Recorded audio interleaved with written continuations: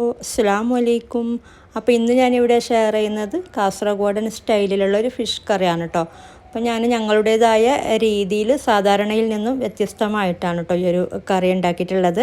അപ്പോൾ നമുക്ക് നോക്കാം. അപ്പോൾ അതിനു മുമ്പ് നിങ്ങൾ എൻ്റെ ചാനൽ ആദ്യമായിട്ട് കാണുന്നതെങ്കിൽ ആ സബ്സ്ക്രൈബ് എന്ന് എഴുതിയിട്ടുള്ളതൊന്ന് ക്ലിക്ക് ചെയ്യണം കേട്ടോ. അപ്പോൾ നമുക്ക് റെസിപ്പിയിലോട്ട് പോകാം. അപ്പോൾ ഇതിന് വേണ്ടിയിട്ട് ഞാനിവിടെ 3 മുറി തേങ്ങ എടുത്തിട്ടുണ്ട്. ഒരു തേങ്ങയും വേറൊരു തേങ്ങയുടെ പകുതിയും. മീഡിയം സൈസിലുള്ള തേങ്ങയാണ് കേട്ടോ. അപ്പോൾ വലിയ തേങ്ങയൊക്കെ ആണെങ്കിൽ ഒരു തേങ്ങ ചേർത്ത് കൊടുത്താലും മതി. പിന്നെ ഇതിലോട്ട് നമുക്ക് മുളക് ചേർത്ത് കൊടുക്കണം. അപ്പോൾ ഞാനിവിടെ കാശ്മീരി ചില്ലിയാണ് കേട്ടോ ചേർത്ത് കൊടുക്കുന്നത്. അപ്പോൾ അധികം എരിവില്ലാത്ത മുളകാണ്, അതുകൊണ്ട് ഞാനൊരു 7 എണ്ണമൊക്കെ ചേർത്ത് കൊടുത്തിട്ടുണ്ട്. അപ്പോൾ നല്ലൊരു കളറും കിട്ടും ഈ ഒരു മുളകാകുമ്പോൾ. അല്ലെങ്കിൽ നിങ്ങൾക്ക് എരിവുള്ള മുളകും ഈ കാശ്മീരി ചില്ലി രണ്ടും കൂടെ മിക്സ് ചെയ്ത് ചേർത്ത് കൊടുത്താലും മതി. ഇനി ഇതിലോട്ട് 2 ടീസ്പൂണ് മല്ലി ചേർത്ത് കൊടുക്കുന്നുണ്ട്. ഇനി ഇതിലോട്ടൊരു 1/4 ടീസ്പൂണ് മഞ്ഞൾപ്പൊടി ചേർത്ത് കൊടുക്കാം. എന്നിട്ടിത് ആവശ്യത്തിന് വെള്ളവും കൂടെ ചേർത്തിട്ട് ഇതൊക്കെ നന്നായിട്ടൊന്ന് അരച്ചെടുക്കാം. നല്ല ഫൈൻ പേസ്റ്റായിട്ട് നല്ല മഷി പോലെ അരച്ചെടുക്കാം കേട്ടോ. നമുക്ക് ഗ്രൈൻഡറിലാണെങ്കിലും അല്ലെങ്കിൽ മിക്സർ ഗ്രൈൻഡറിലാണെങ്കിലും എങ്ങനെയാണെങ്കിലും കുഴപ്പമില്ല, പക്ഷെ നല്ല മഷി പോലെ അരച്ചെടുക്കാൻ നോക്കാം. അപ്പോൾ ഇത് അരഞ്ഞ് വരുമ്പോഴേക്കും നമുക്കിതിലോട്ട് പുളി ചേർത്ത് കൊടുക്കണം. അപ്പോൾ ആദ്യം തന്നെ ചേർത്ത് കൊടുക്കണ്ട കേട്ടോ. അപ്പോൾ ഞാനിവിടെ നാരങ്ങ വലിപ്പത്തിലുള്ള പുളി എടുത്തിട്ടുണ്ട്. അപ്പോൾ ഇത് അരഞ്ഞ് വരുമ്പോഴേക്കും അവസാനം ചേർത്ത് കൊടുത്താൽ മതി. എന്നിട്ടൊന്നും കൂടെ അരച്ചെടുത്താൽ മതി. അപ്പോൾ നമുക്കിങ്ങനെ ഒന്ന് അരച്ചെടുത്ത് വരാം. അപ്പോൾ ഞാനിത് നന്നായി അരച്ചെടുത്തിട്ടുണ്ട്, നല്ല മഷി പോലെ അരച്ചെടുത്തിട്ടുണ്ട് കേട്ടോ. പിന്നെ നമുക്കിത് നോക്കിയിട്ട് വേണമെങ്കിൽ കുറച്ച് വെള്ളം ചേർത്ത് കൊടുക്കാം. ഇത് തിളച്ച് വരുമ്പോഴേക്കും ഒന്നും കൂടി തിക്കായിട്ട് വരും കേട്ടോ. അപ്പോൾ കുറച്ചൊന്ന് വെള്ളം ചേർത്ത് കൊടുക്കാം. അപ്പം അധികം ലൂസായിട്ടും അല്ല അധികം തിക്കായിട്ടും അല്ല കേട്ടോ. ആ ഒരു രീതിയിൽ ആക്കി കൊടുത്താൽ മതി. പിന്നെ നമുക്കിതൊന്ന് തിളക്കാൻ വേണ്ടിയിട്ട് വെക്കാം. എന്നിട്ട് ബാക്കി കാര്യങ്ങളൊക്കെ ചേർത്ത് കൊടുക്കാം കേട്ടോ.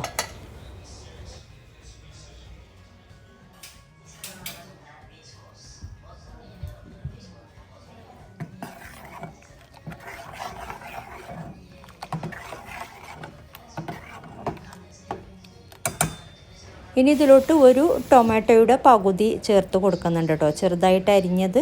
അത് ഈ ഒരു ഫിഷ് ആയത് കൊണ്ട് മാത്രമാണ് കേട്ടോ ടൊമാറ്റോ ചേർത്ത് കൊടുക്കുന്നത്. എല്ലാ ഫിഷ് കറിക്കും അങ്ങനെ ചേർത്ത് കൊടുക്കാറില്ല. അതുപോലെ ഒരു 1-2 ടീസ്പൂണ് സവാള അരിഞ്ഞത് ചെറുതായിട്ട്. പിന്നെ കറിവേപ്പില മസ്റ്റാണ് കേട്ടോ ഈ ഒരു കറിക്ക്. ഞാൻ നേരത്തെ പറഞ്ഞ പോലെ ടൊമാറ്റോയും കറിവേപ്പിലയും ഈ ഒരു കറിക്കായത് കൊണ്ട് മാത്രമാണ് ചേർത്ത് കൊടുക്കുന്നത്. എല്ലാ കറിക്കും ചേർത്ത് കൊടുക്കാറില്ല കേട്ടോ. അയല, മത്തി ഇത് രണ്ടിനും മാത്രമാണ് കറിവേപ്പിലയും ടൊമാറ്റോ ഒക്കെ ഞങ്ങൾ ചേർത്ത് കൊടുക്കാറ്. അപ്പോൾ ഇത് ഇന്ന് നന്നായിട്ടൊന്ന് തിളപ്പിച്ചെടുക്കാം. പിന്നെ ഉപ്പ് ചേർത്ത് കൊടുത്തിട്ടില്ല, നമുക്ക് ഉപ്പ് ചേർത്ത് കൊടുക്കാം. ഇത് തിളച്ച് വരുമ്പോഴേക്കും നമുക്ക് ക്ലീൻ ചെയ്തിട്ട് വെച്ചിട്ടുള്ള ഫിഷ് ചേർത്തിട്ട് ഒന്നും കൂടെ തിളപ്പിച്ചെടുത്താൽ മതി. അപ്പോൾ ഇതുപോലെ ഇടയ്ക്കിടയ്ക്കൊന്ന് ഇളക്കി കൊടുക്കാം കേട്ടോ, അടിക്ക് പിടിക്കാതൊക്കെ നോക്കാം.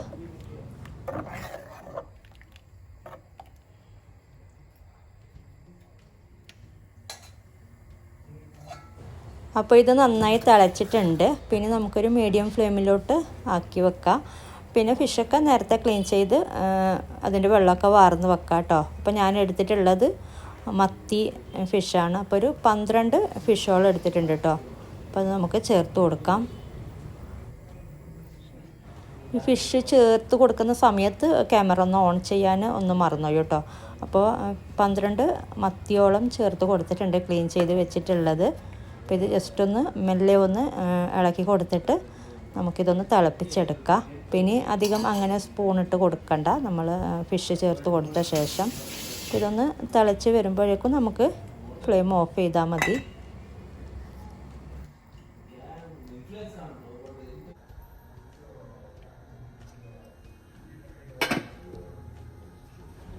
അപ്പോൾ ഇടയ്ക്കൊന്ന് ഇതുപോലെ ഒന്ന് ചുറ്റിച്ച് കൊടുക്കുക. അപ്പം അധികം സ്പൂണിട്ട് ഇളക്കാതിരിക്കുന്നതാണ് നല്ലത്. അപ്പോൾ ഇത് നന്നായിട്ടൊന്ന് തിളക്കട്ടെ. തിളച്ച് വരുമ്പോഴേക്കും നമുക്ക് ഫ്ലെയിം ഓഫ് ചെയ്യാം. അപ്പോൾ ഒരു മീഡിയം ഫ്ലെയിമിലോട്ടാണ് കേട്ടോ വെച്ചിട്ടുള്ളത്. അപ്പോൾ ഇത് നന്നായി തിളച്ച് വരുന്നുണ്ട്. അപ്പോൾ ഇത്രയും മതി, നമുക്കിനി ഫ്ലെയിം ഓഫ് ചെയ്യാം. അപ്പോൾ ഇതാണ് ഞങ്ങളുടെ നാടൻ കാസർഗോഡൻ സ്റ്റൈലിലുള്ള മത്തിക്കറി. അപ്പോൾ ആ ഒരു കറിവേപ്പിലയൊക്കെ ചേർത്തിട്ട് ചെയ്യുന്നത് കൊണ്ട് വല്ലാത്തൊരു സ്മെല്ലാണ് കേട്ടോ ആ ഒരു കറിവേപ്പിലയും ഈ ഒരു രീതിയിൽ ചെയ്യുമ്പോൾ. കറിവേപ്പില മസ്റ്റായിട്ട് ചേർത്ത് കൊടുക്കണം. അപ്പോൾ ഇങ്ങനെ ട്രൈ ചെയ്യാത്തവരൊക്കെ ട്രൈ ചെയ്ത് നോക്കാം കേട്ടോ. എന്നിട്ട് നിങ്ങളുടെ അഭിപ്രായങ്ങളൊക്കെ അറിയിക്കുക. അപ്പോൾ വീഡിയോ ഇഷ്ടപ്പെട്ടാൽ ലൈക്ക് ചെയ്യുക, കമൻറ്റ് ചെയ്യുക. അപ്പോൾ ഇതുപോലെ നല്ലൊരു റെസിപ്പിയുമായിട്ട് മറ്റൊരു വീഡിയോയിൽ കാണാം. താങ്ക്